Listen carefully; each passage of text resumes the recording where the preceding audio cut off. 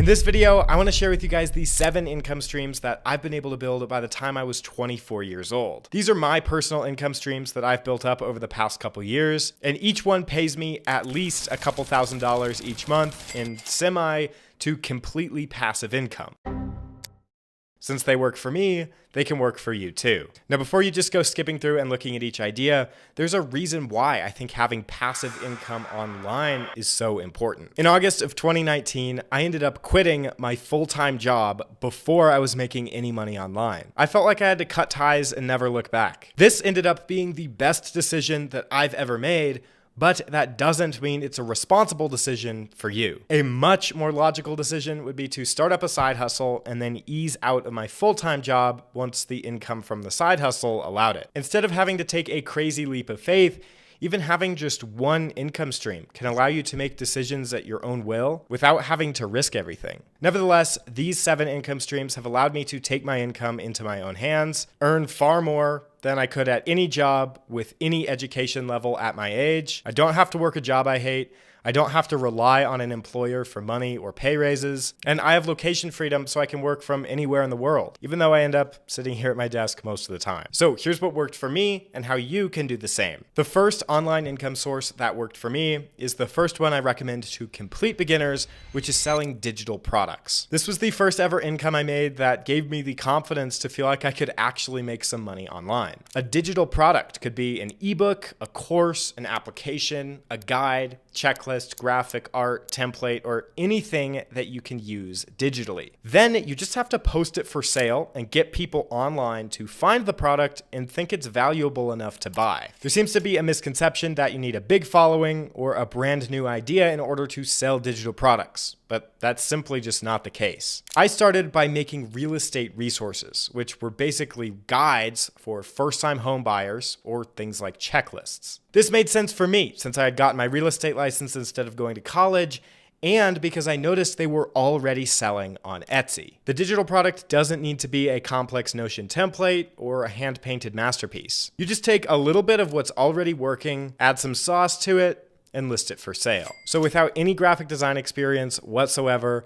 I opened up Canva and started putting together these guides and checklists. I made my first 6 digital products and listed them for sale on Etsy, and a few days later, I got my first sale for $5.21. The thing that stuck out to me was that because I chose to sell on Etsy, I didn't have to do any marketing or any advertising. All I had to do was just post the products for sale. Even though this was such a tiny amount of money, I kept following my intuition and made more various digital products, such as digital map prints, which people could just download and get printed themselves, pre-made maps, which sold passively, downloadable graphics, checklists, and so on. After sticking with it for a while, I was able to get my digital products to make a decent monthly income. Nowadays, you can even use AI tools to help you make certain products. This is the easiest for beginners because there's no marketing to figure out, and there's not even order fulfillment.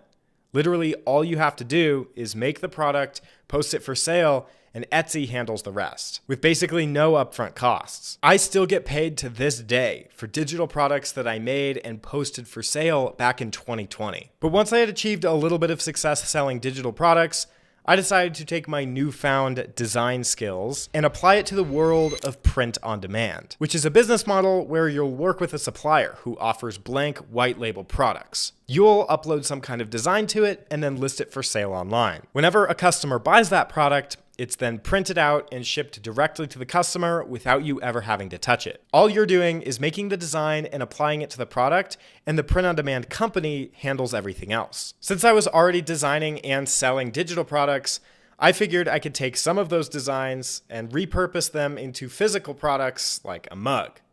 I would simply take one of the ideas that I was already making, upload it to the mug, and post it for sale on Etsy. This was my first 6-figure business idea. Once I understood how all this worked, selling print-on-demand mugs was easier than digital product because the mug itself has more value since customers are getting a physical product.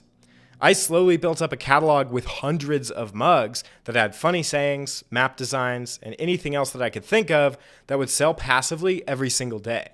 I was basically running a one-product shop with the designs all targeting different kinds of interests. Nowadays, with AI, you can make entire wraparound designs for the mugs completely from scratch without any previous design skill whatsoever. If you can slowly, over time, create a lot of designs for a single product and keep posting them for sale, eventually you will make sales. While it's evolved over time, I still sell mugs to this day, and it's another income source that I'm happy I built up. Now, after the mug business really started to take off and I was making a good income, I wanted to expand my operation by opening a new store that this time sold posters. Again, using the print-on-demand business model, this time all I would have to do is make some kind of artwork or design for the poster, post it for sale, and wait for customers to buy. Also repurposing as many designs as possible from my mug shop. What I discovered was that posters can be sold as digital downloads as well as physical print-on-demand prints. This meant that from my one self-taught skill set, I built 3 different streams of income. I had a shop selling digital products, a shop selling mugs, and now a poster business, which once again sold funny sayings, custom maps,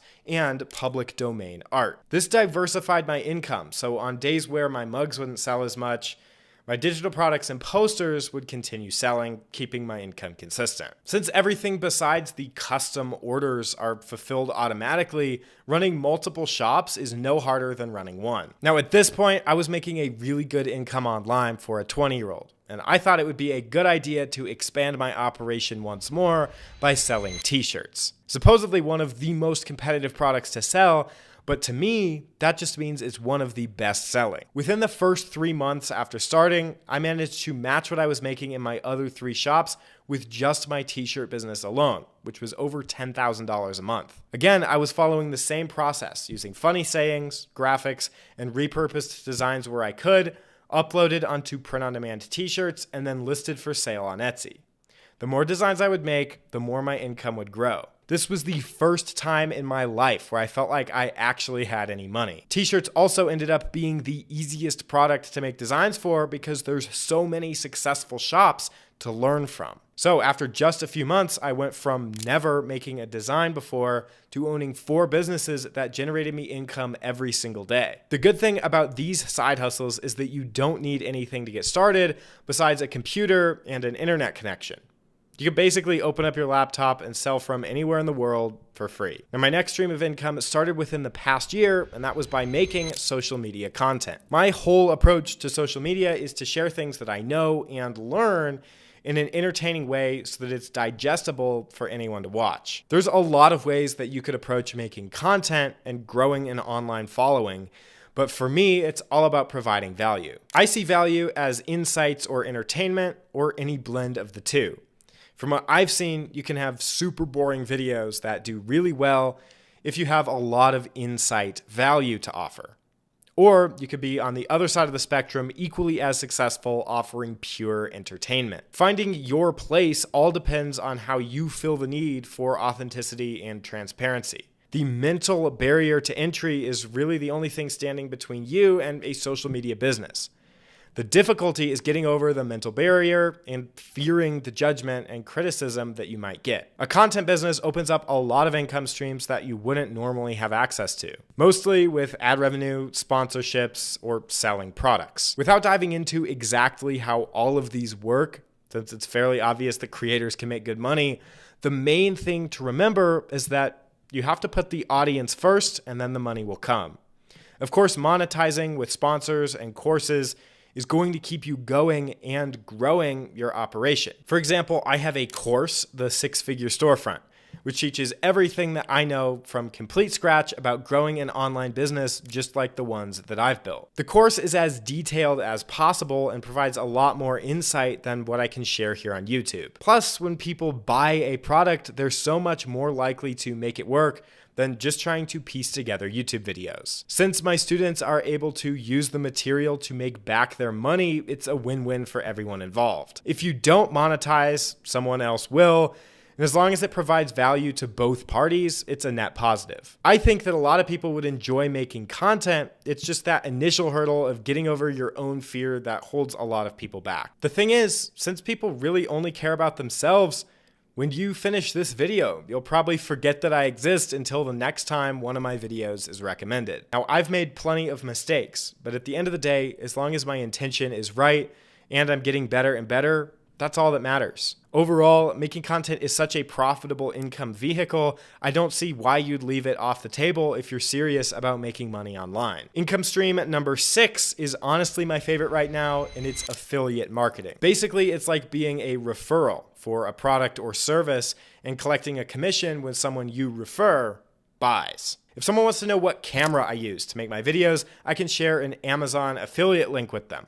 When they buy it, there's no additional cost to the buyer, and I collect a commission. Affiliate marketing becomes more profitable by having more people see and click your links, but you can start at any point.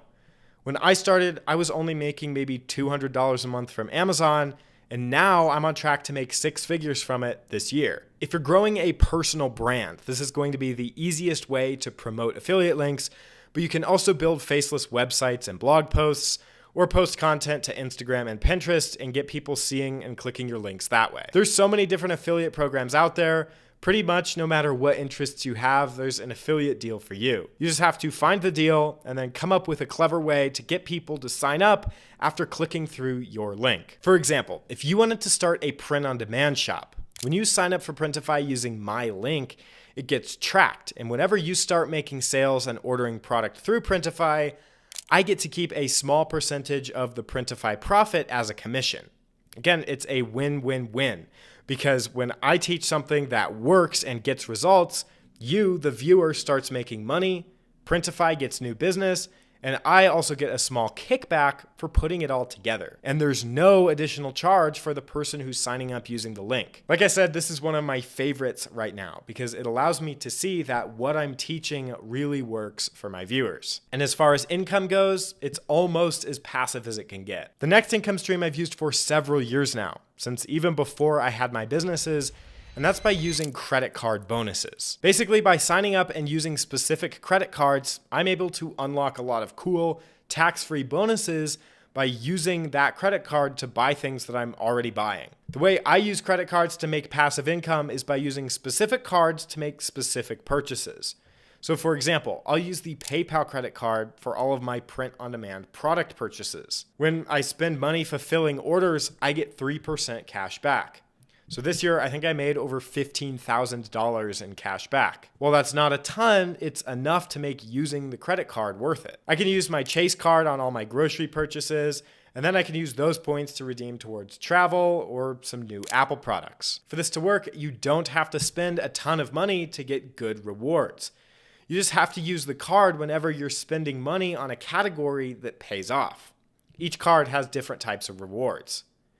And of course, don't go into credit card debt. Now, that leads me to bonus tip number 1, which is don't go after multiple income streams.